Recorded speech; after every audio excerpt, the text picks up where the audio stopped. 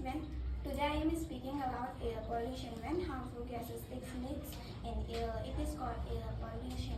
Both human and animal causes air pollution. Pollutants like fine solid gases makes air dirty and unhealthy to breathe. The main causes of air pollution is burning of fossil fuel by humans. Burning of fossil fuel release gases like carbon monoxide and sulfur dioxide.